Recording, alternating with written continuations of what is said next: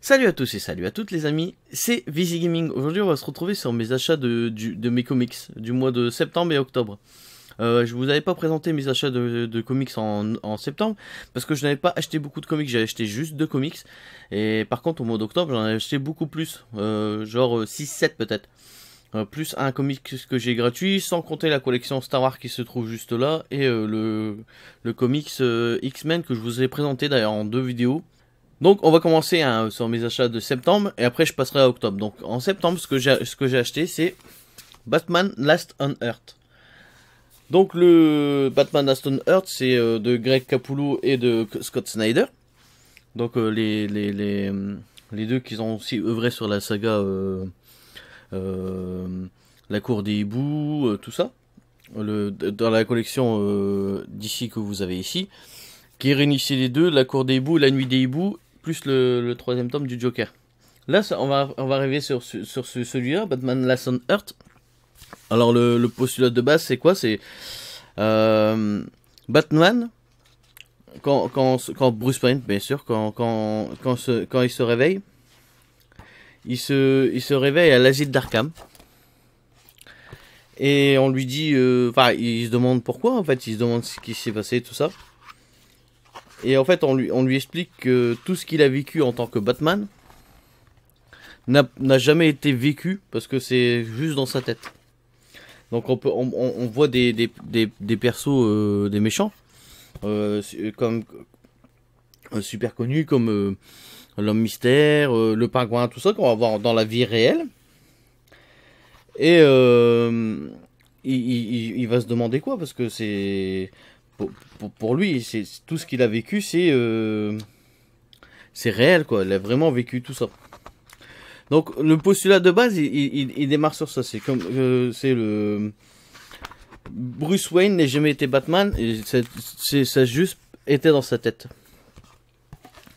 Et après, ça va partir un peu en vrille, dans des mondes parallèles. En fait, je l'ai lu, je n'ai pas du tout accroché. Je pense que j'ai pas tout compris. C'est peut-être ça le problème. Il faudrait peut-être que je le relise. Parce que franchement, j'ai pas spécialement tout compris. J'ai pas spécialement bien aimé non plus. Mais bon, c'est... Parce que les dessins sont quand même fous, hein. Vous voyez, des planches sont folles. Donc, à revoir. Ça, je pourrais pas vous le conseiller parce que moi, j'ai pas aimé. Mais normalement, il y a une bonne critique. Donc, non, logiquement, essayez de voir par vous-même, quoi. C'est parce que moi, j'ai pas spécialement aimé. C'est une édition Black Label, hein. Écoute, j'ai payé 16,63 €. 63, c'est bizarre, mais bon. Arline, que j'ai acheté au mois de septembre. Je vais pas vous faire le retour parce que je vous avais fait une vidéo. La précédente vidéo, c'est sur ce bouquin et j'ai adoré ce bouquin. J'ai vraiment adoré. Donc ça, je vous laisse revoir mon ancienne vidéo sur ce livre. En vous disant tout le bien que j'en ai pensé. Ça, c'est un comic que j'ai payé 18,05 €. Et au mois d'octobre, je vous ai présenté un comics. Donc ça, je vous les ai déjà présentés. C'est dans la collection Marvel Next Gen. La collection en souple, plus petit qu'un comic standard. Je vais vous faire voir. Hop, je vous l'avais déjà fait voir. Hein, mais alors, plus petit qu'un comic standard. Moins large, plus petit, mais à 11 €, enfin à 10,95 €. Là, vous avez les 10 premiers tomes les 10 premiers numéros de Miles Morales, la nouvelle collection Marvel Next Gen de chez Panini. Sous les conseils de Max Faraday dans cette vidéo, je vous ai déjà parlé de Max Faraday. Franchement, c'est un très bon youtubeur comics. J'ai foncé, j'ai acheté Champion. Je l'ai pas encore lu, je l'ai pas encore ouvert. En ce moment, j'ai pas trop de temps de lire, mais vu qu'il va y avoir le confinement,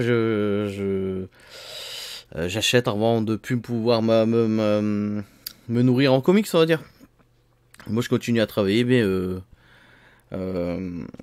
il faut bien que j'achète mes comics avant de plus pouvoir en trouver. Donc, Champion, c'est quoi? Ça va se passer après Civil War 2. Tous les plus jeunes héros qui ont participé à bataille vont faire une équipe, les champions. Donc on a Miles Morales, Nova, Kamala Khan, le Cyclope du passé, pas du futur, non, Cyclope du passé qui vient de nos jours dans les X-Men, All New X-Men. Je pense que c'est l'enfant de Vision, mais je suis pas sûr. Et un jeune Hulk que je ne sais pas pourquoi. Je l'ai pas lu. Par contre, c'est toujours une collection assez cool parce que c'est vraiment pas cher. C'est du papier glacé. La reliure est collée, mais c'est pas c'est pas très grave, on va dire, si on fait très attention à ces affaires. Et pour ce comics, on va recevoir, on a du chapitre 1 à 12. On a 12 chapitres là-dedans. Donc il a un tout petit peu plus épais. Ça se voit pas forcément à l'œil nu. Ici, on verra peut-être un peu plus. Là, il est plus gros que là, tu vois. 12 chapitres, c'est quand même c'est conséquent pour 11 euros. C'est vraiment rare que Panini nous fait des prix, des sorties à ce tarif. Et c'est vraiment très intéressant pour se lancer dans le comics. Au mois d'octobre, il y a eu une offre avec le DC Black Label. 2 comics Black Label achetés. On recevait le Joker en noir et blanc. J'y ai participé, je l'ai trouvé assez vite. Donc j'ai acheté Créature de la nuit à 18,05 €.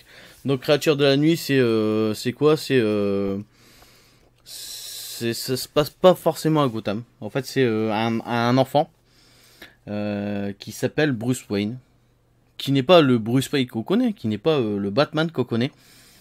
Mais en fait, le Batman qu'on connaît est un héros de BD, de comics. Et l'enfant, lui, c'est Bruce Wayne, mais dans la vie réelle.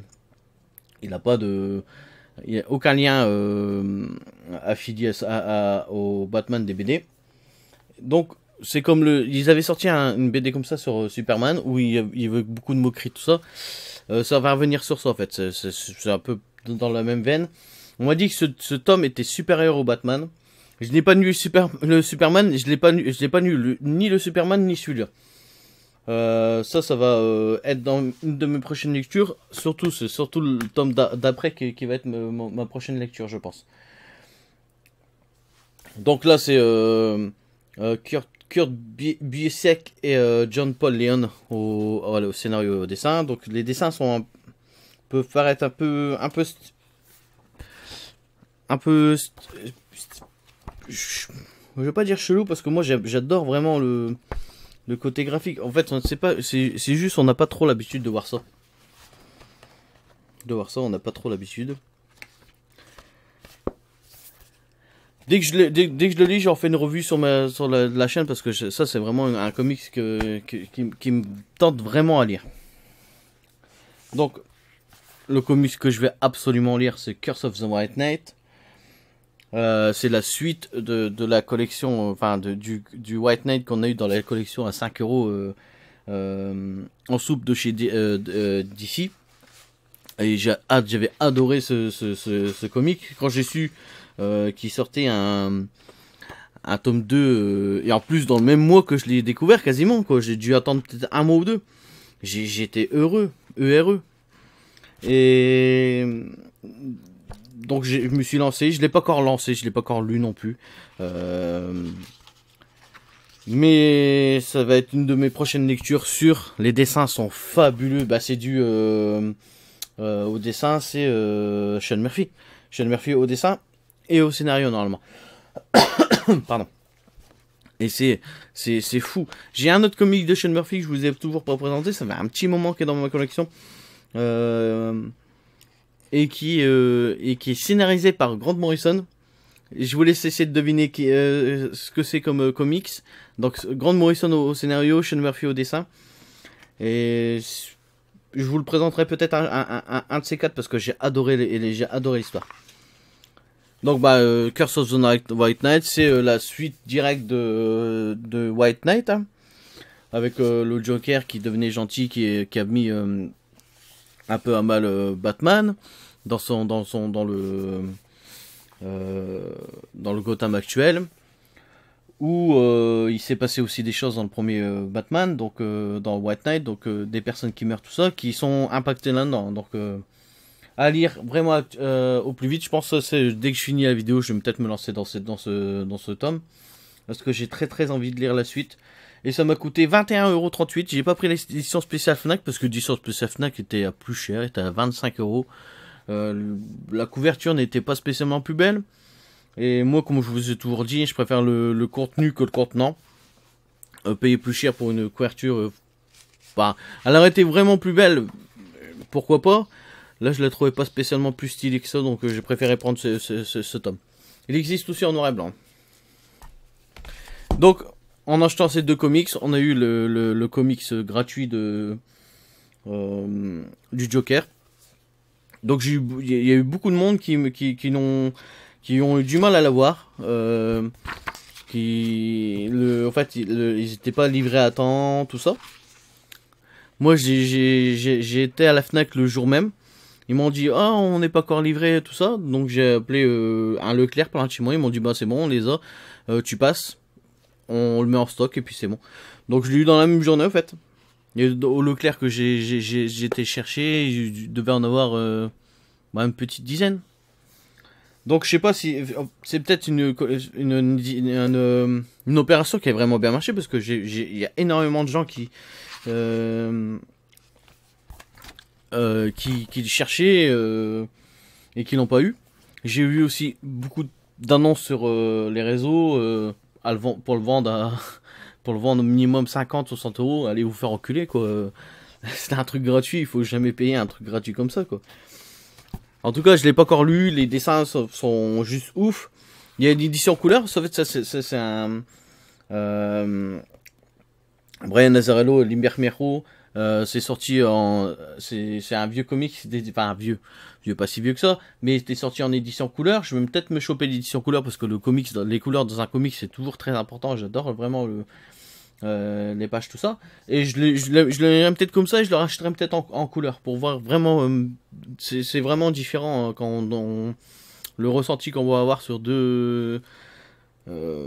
sur ces ouvrages. Juste une colorisation peut vraiment beaucoup changer. Hein. Et là, on va arriver sur... Pour l'instant, on a eu à part les deux Marvel Next Gen, que du Panini. J'ai acheté 1, 2, 3, 4 et un gratuit de DC, donc ça fait 5. Et là, j'ai 1, 2, 3, 4 Panini et les deux de Marvel Next Gen, quoi. Donc en Panini, ce que j'ai acheté exclusivement du Icon. Donc ça, c'est un petit cadeau de ma femme, j'étais pas au courant. J'ai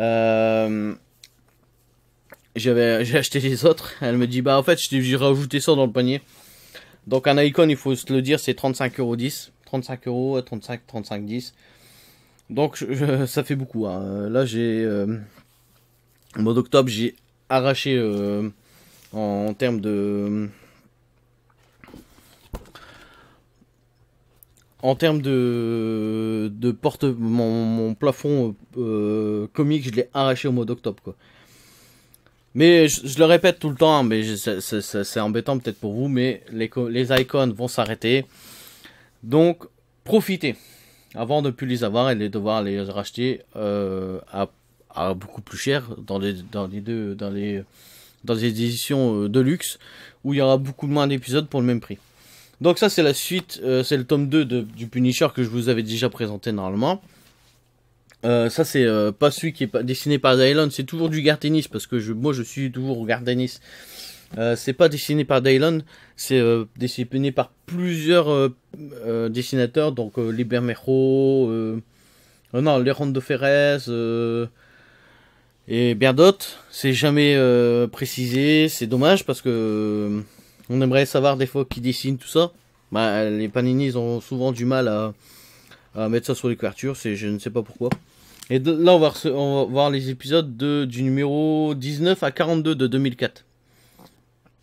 Et ce tome, ce sera pas le dernier tome, donc le dernier Icon, sortira au mois de janvier, et ce sera le troisième Icon de Garth Ennis et de plusieurs autres. Donc vraiment, ça c'est une lecture. J'ai pas encore fini le premier tome. C'est des pavés, hein, c'est des gros pavés à lire. Et j'ai envie de lire beaucoup de choses. Donc c'est un peu dur de suivre. Mais le premier tome, je suis quasiment à la fin, quoi. En fait, il faut que je me concentre aussi sur mes lectures, quoi.